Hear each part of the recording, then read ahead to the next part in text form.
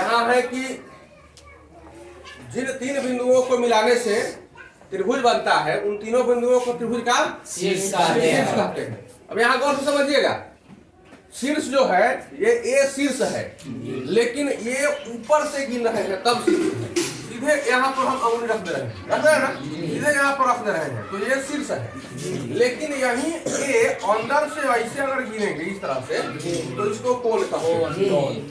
अगर अंदर से इस बी को ऐसे करते हैं तो कोण है, सी को इस तरह से करते हैं तो कोण है। अब इस त्रिभुज को बनाने के लिए किधर से हम स्टार्ट किए हैं, सीरियल क्रम मेरा कहाँ शुरू हुआ है, ए से शुरू हुआ है, ए से शुरू हुआ है। तो हम ए से ही कोई चीज गिनती शुरू कर देंगे। पहला कोण कौन होगा, त्रिभुज में कितने कोण होगा जरा बताइए। 3 कोण हो गए। कौन कौन कौन है, कोण ए है यहाँ, लेकिन किसी भी कोण को 3 बिंदुओं से व्यक्त करते हैं, पता है ना। अकेला ए कह सकते हैं यहाँ पर, लेकिन कहीं कहीं ऐसी स्थिति हो जाती है, मान लो इधर से एक रेखा इधर खींच देते, रेखाखंड डी। अब इस ए बिंदु पर तो 2 कोण बने, एक इधर बन गया और एक इधर बन गया। अब ए कहते हैं अगर कोण ए, इसको अगर हम कोण ए कहेंगे तो किस कोण को आप समझिएगा, इधर वाला कि इधर वाला, किसको समझिएगा आप? अंदर वाला को का है, ये अंदर वाला ना है कि नहीं है? इसको भी चलो यहाँ से मिला दिया। अब कौन अंदर वाला, अब तो ए पर 2 कोण है तो फंसा देगा मामला, गलती हो जाएगी बात। इसलिए अब सिर्फ ए नहीं, कभी भी कोण को व्यक्त करने के लिए ए को ए या बी नहीं कहिएगा, 3 बिंदु हमेशा लेंगे। अगर इस कोण को नाम बोलना है तुमको तो कहना होगा बी ए सी, क्योंकि जिस कोण को कहना है वो बीच में होना चाहिए। जहाँ पर कोण बनता है वो बीच टर्निंग पॉइंट होता है, तो ये बीच का पॉइंट होगा। या तो बी ए सी कहेंगे या फिर सी ए बी कहेंगे। अब इस कोण का बोध होगा, इस कोण का बोध करने के लिए, इसका नाम रखने के लिए सी ए डी कहना होगा। इधर से गया उधर चला गया, या फिर डी ए सी हुआ, तब ना कोण का बोध होगा। तो किसी भी कोण को व्यक्त करने के लिए हमेशा कितनी बिंदु है, 3 बिंदु है। कभी भी एक बिंदु से कोण को नहीं कहिएगा, नहीं तो क्या हो जाएगा, गलत हो जाएगा। आगे चलकर वो बिल्कुल गलत, उसका कोई अर्थ नहीं निकल पाएगा। शीर्ष कहते हैं त्रिभुज में 3 शीर्ष, त्रिभुज में 3 शीर्ष, अब 3 गो कोण भी होता है। 3 गो कोण होता है कि ना, 1 कोण 2 कोण। इस कोण का नाम क्या होगा, ए बी सी या सी हो सकता है ना, एक ही बात है। बीच में ही बी रहेगा, इधर से गिन के जाओगे तो बीच में टर्निंग पॉइंट बीच भी आएगा, इधर से गिन कर जाओगे तो बीच में आएगा, तो यहाँ भी बीच में ही आएगा। इसका भी नाम उसी तरह से रख सकते हो। तो 3 कोण होगा त्रिभुज में, 3 वो शीर्ष भी होगा। शीर्ष कहने के लिए सीधे ये वो बिंदु कहना होता है और अंदर से नहीं जाना होता है। शीर्ष करने के लिए अंदर से सीधे ऊपर से यहाँ बिंदु पर रख देते हैं, यही शीर्ष है, सीधे बिंदु पर रख देंगे, सीधे बिंदु पर रख देंगे, शीर्ष हो जाएगा। लेकिन अंदर से जब गए यहाँ पर तो इसको कहेंगे कोण। 3 गो कोण हो गया, 3 गो शीर्ष हो गया। भुजा कै गो हो गया। किसी भी त्रिभुज के भुजा को व्यक्त करने के लिए जो रेखा होती है, जो वो रेखाखंड से घिरा होता है, उसी को भुजा कहते हैं। कोई भी आकृति जो है वो रेखाखंड से घिरा हुआ है, उसी को उसकी भुजा कहते हैं। अब आयत जो है चारों तरफ से घिरा होता है, 4 गो से, पता है ना, तो चारों को भुजा कहते हैं। आयत में कितनी भुजाएं होती हैं, 4 गो। भले वो लंबाई कहे चौड़ाई कहे नाम अलग अलग रखे, लेकिन भुजा कै गो है, 4। वर्ग में कै गो भुजा है, 4 गो। वर्ग में कै गो भुजा है, घन में कै गो भुजा होती है, घन देखा है, घन भुजा होती है 8 गो, 4 गो ऊपर, 8 गो होता है।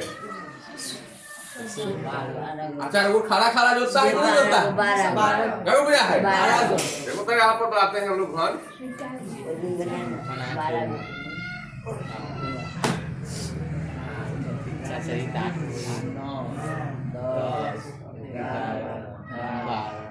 12 भुजाएं कि नहीं? घन में 12 भुजाएं होती है, 8 गो शीर्ष होता है, 1 2 3 4 5 6 7 8। घन में 8 गो शीर्ष होता है, 12 भुजाएं होती है, 6 गो सतह होता है। देखो इधर उस साइड में, इधर उस साइड में, ऊपर नीचे 6 गो सतह होती है, तो ये घन होता है। फिर घन हम लोग नहीं पढ़ रहे हैं, तो हम लोग त्रिभुज पढ़ रहे हैं। तो त्रिभुज में कितनी भुजाएं हो गई? 3 गो। नाम रखने के लिए वो छोर आए वो ए छोर, दोनों छोर के पर का बिंदु का नाम लिखते हैं। जैसे ये जो भुजा है भाई, इसका नाम रखने के लिए ए छोर पर ए, ए छोर पर बी, तो इसका नाम रखेंगे ए। इस भुजा को कहेंगे ए बी, इस भुजा का नाम रखेंगे सी, और इस भुजा का नाम रखेंगे सी। गलत बात है। ए से बी गए, बी से सी गए, फिर ए से कैसे उलट गया? सी ए। सीरियल क्रम यही है, हमको सीरियल क्रम याद रखना है, उल्टा पुल्टा नहीं बोलना है। होता ऐसी भी भुजा है, एकदम सही बात है। त्रिभुज की भुजा ऐसी भी है, कोई गलती नहीं है, लेकिन अगला चैप्टर हमको पढ़ना है, पढ़ा ना? इसलिए हमको ऐसी न लिखकर हमको क्या लिखना है? अगर इधर से भी गिनिए, पहली भुजा अगर हम एसी कह देंगे तो दूसरी भुजा सीबी हो जाएगा, और तीसरी भुजा बीए हो जाएगा। तो ऐसे गिनिए, चाहे ऐसे किसी एक क्रम में जाइए। त्रिभुज में 3 शीर्ष, 3 कोण तथा कितनी भुजाएं होती है?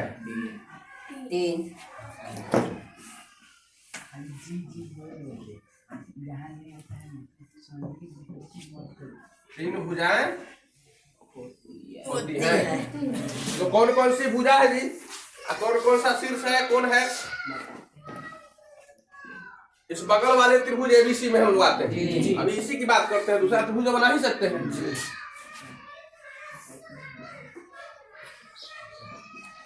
बगल वाले चित्र में शीर्ष कौन कौन है? चलो बताओ। एगो ए है, बी है, सी है। कौन कौन कौन है?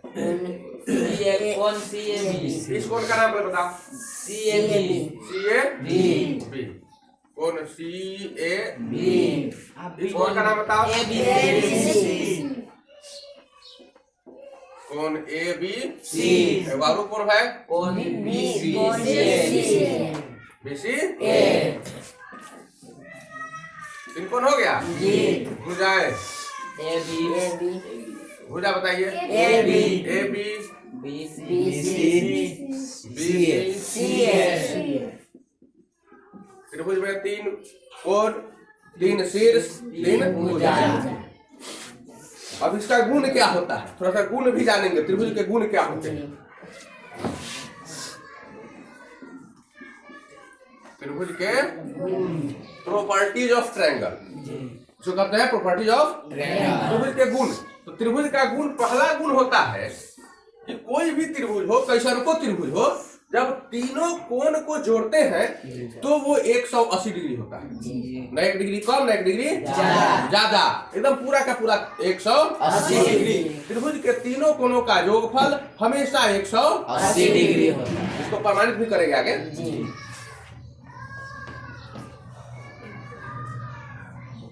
त्रिभुज के तीनों कोणों का योगफल, ये योगफल हमेशा कितना होता है? 180 डिग्री। हमेशा 180 डिग्री होता है। एक और गुण होता है। दूसरा गुण क्या है? तो ये त्रिभुज है ना, कोनो 2 को भुजा के जोड़ दीजिएगा तो तीसरी भुजा से हमेशा बड़ी होती है। त्रिभुज के किसी भी 2 भुजाओं का योगफल तीसरी भुजा से हमेशा बड़ी होती है। पहले इसको हम लोग लिख ले। जब तीनों का योगफल 180 डिग्री होता है तो लिख सकते हैं कोण। कौन कौन सा कोण है त्रिभुज में? सी A B. C A B जोड़ कोण A B C. A B जोड़ कोण बी सी ए बराबर 180 डिग्री हो गया। दूसरा गुण इसमें होता है, दूसरा कि त्रिभुज के किसी भी 2 भुजाओं का योगफल हमेशा तीसरी भुजा से बड़ी होती है। त्रिभुज के किन्हीं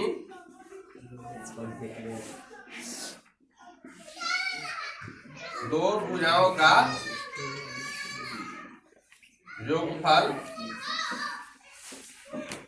हमेशा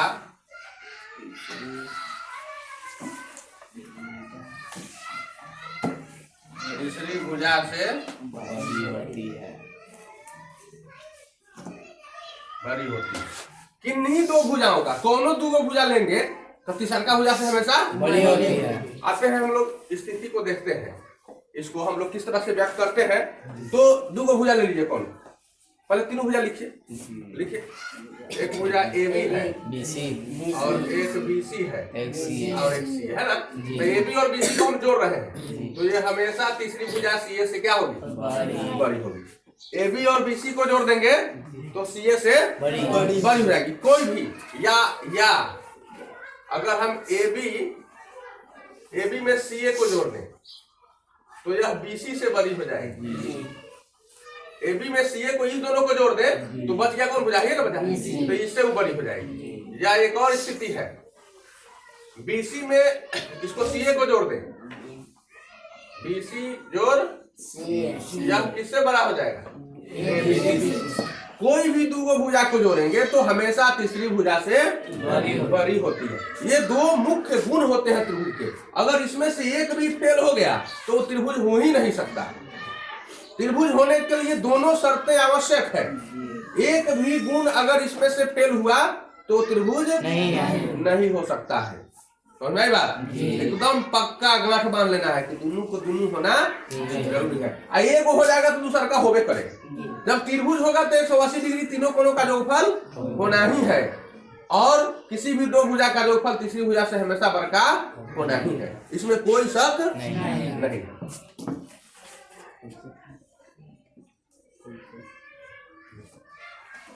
त्रिभुज के प्रकार देखो, त्रिभुज के तो भुजा के आधार पर और कोण के आधार पर। त्रिभुज भुजा के आधार पर भी और कोण के आधार पर।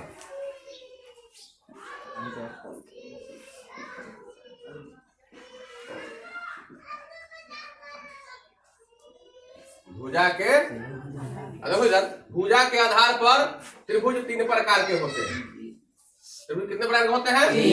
3 प्रकार के। कौन कौन त्रिभुज होता है? समबाहु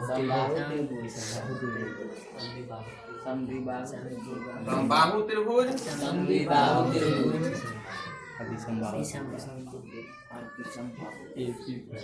समद्विबाहु त्रिभुज और विषमबाहु त्रिभुज।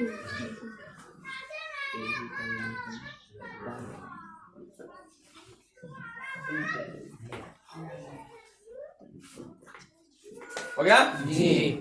इसको क्या कहते हैं? इक्विलैटरल ट्रायंगल, आइसोस्केलस ट्रायंगल और इसको स्केलर ट्रायंगल। तो 3 तरह का नाम हो जाता है, अंग्रेजी में भी इसके 3 नाम हो जाते हैं। इसके बाद ये कोण के आधार पर,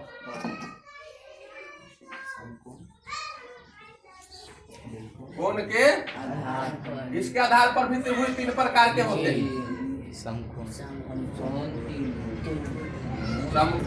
त्रिभुज, हाँ ठीक है। अधिक कोण त्रिभुज,